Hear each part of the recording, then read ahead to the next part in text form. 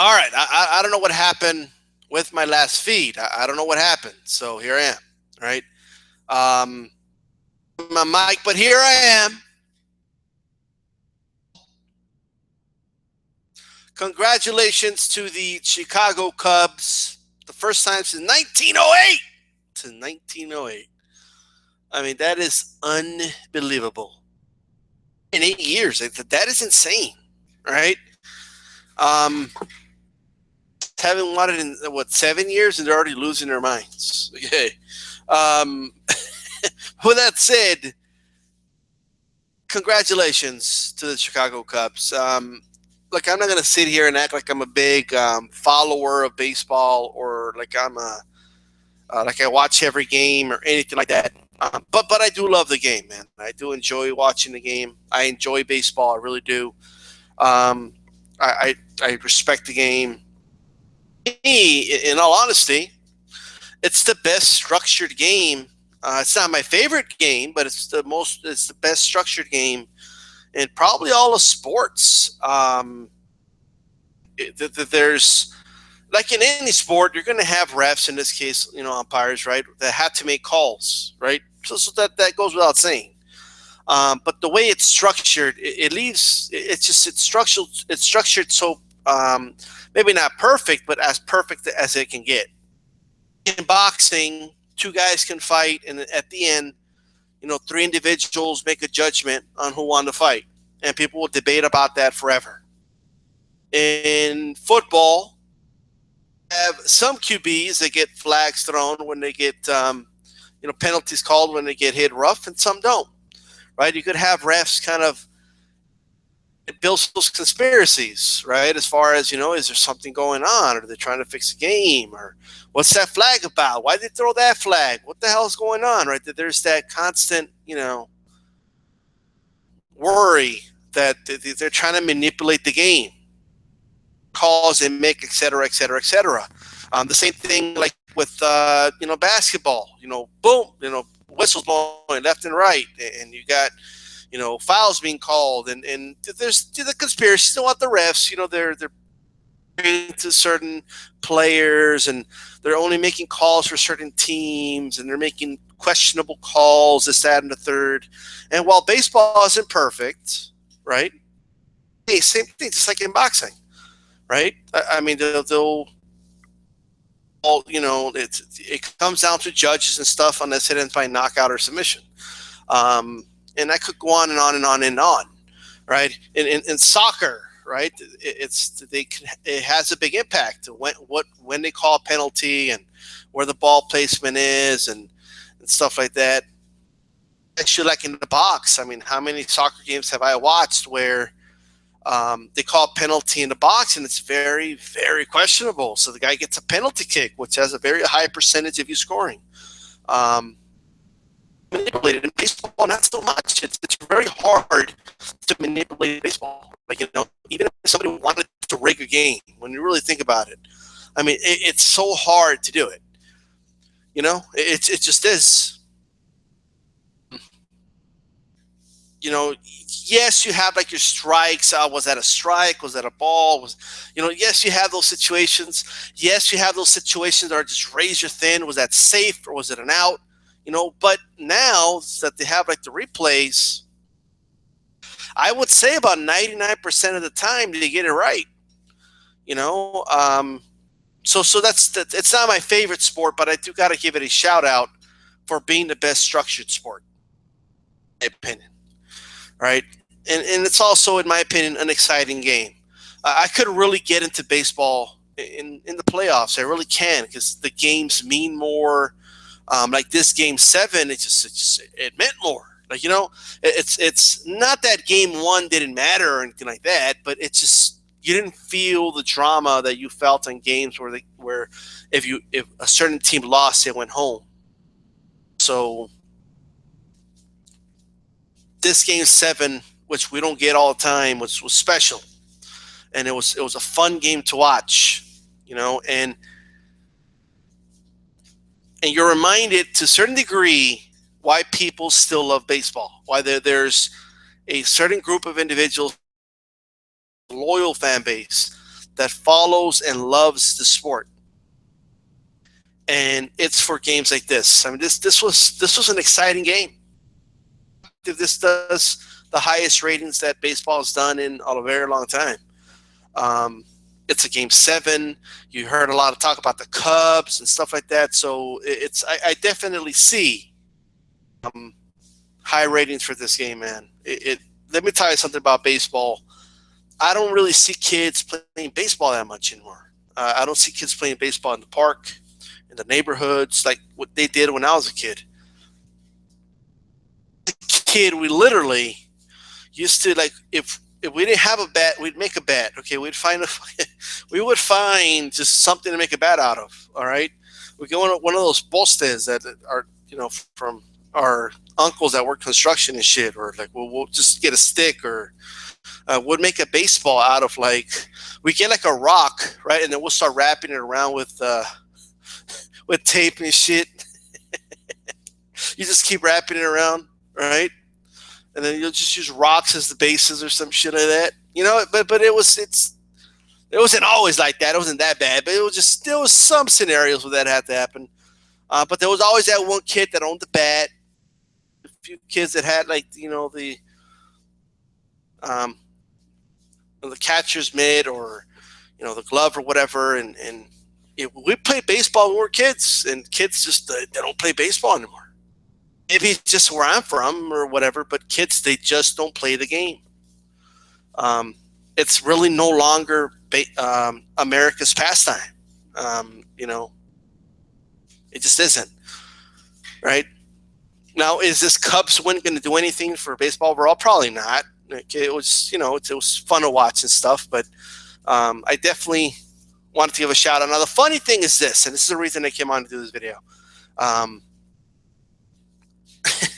First of all, really quick, the game, it was real fun to watch. They did hit some home runs and some dramatic ones, especially, to tie the game for the Indians. But you also saw some good baseball there, man. Some infield baseball, good hits and very good RBIs, on infield and not home runs. That was fun to watch. The Cubs actually defensively did a lot of errors in this game. Surprisingly, if you get to the World Series, you don't want to be making errors left and right like that. All right. At least 2 points that the Indians had because of the errors that were caused, that the Cubs caused themselves. All right. They made some real bad judgment calls, but offensively, they scored enough to make up for it. I don't understand exactly, I know everybody's going to say, well, if they won, so it worked, but I don't know, man. I didn't like the fact that they took out the starting pitcher so early. He still had at least inning and a half left in him, and surely enough, every time they switched pitchers, chaos happened. Every single time. It's like they always took the pitchers out at the wrong time. It was just terrible. All right. But again, offensively, they scored enough to make up for it. Indians, not a lot of errors defensively. The Cubs they just had some really good hits. They just had some really good hits, man. The double RBIs and stuff, it was just not much you could do there, But in the end, I think the pitchers, man, the closers, they felt the pressure. I mean, I forgot the name of that one guy, man. I'm sorry, but he was sweating up a storm. I just knew they were going to hit a home run on him. I just knew it. I mean, he was sweating like he felt the moment, and it was overwhelming him. And before you know it, I knew they had to get the guy out of there. All right. The name escapes me, but the Indians, hitting top of the 10th, right? What are you doing walking like, oh, they're dangerous batters? Yeah, you're handing them, you're just going to let them walk to base. Really, is that what you're going to do? Like, I understand that the first base was available anyway, and, it's going to make it harder for the next guy at bat to get on base without having more than 2 outs or whatever. I get it, but man, it's not like it wasn't Barry Bonds right there. Okay, like it's not like you didn't have that major threat. I mean, the game was tied. You had 2 outs. Okay, or was it 1 out? I forgot how many outs they had when they started walking dudes.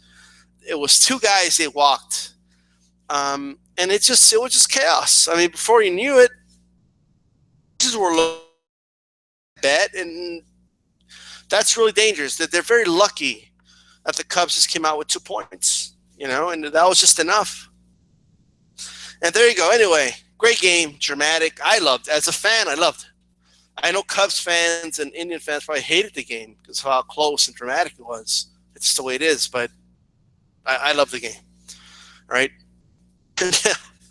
Funny part is this, all right? Can somebody, where did all these Cub fans come from? They just popped out of nowhere. Like all of a sudden, everybody's been a Cubs fan their whole life. Like, I don't mean like, oh yeah, I really love this Cubs team in 2016. I really love this team. I'm cheering. No. Since I was a little kid, I always prayed for the Cubs, and I was always a fan of the Cubs. I always believed that one day they would win it. And all these people out of the blue just came out. They're just popping out all over the internet, and they've always been huge. Just huge fans of the Cubs. Like, you never heard them say one thing about the Cubs, but all of a sudden they're in Game 7, they're about to win, and all of a sudden, all these years I believe that one day they would do it. Like, really? We're in the bottom of the 7th. The Cubs are ahead, right, in the World Series, and all of a sudden you decide to come out and say that all these years you've been a fan of the Cubs. All of a sudden, it went kind of quiet in the 9th, right? Or the 8th, I'm sorry. In the bottom of the 8th, like, shh, they went quiet. They kind of started going back to the shadows. They started lurking back in the shadows again. And then top of the 10th happened. All of a sudden, they pop out all over Facebook and all over Twitter and, all over social media. Oh, yeah, I knew the Cubs could do it. Years. Look, man, I'm not saying there's no such thing, and if anybody listening to this has been a long time, fan of the Cubs, good for you.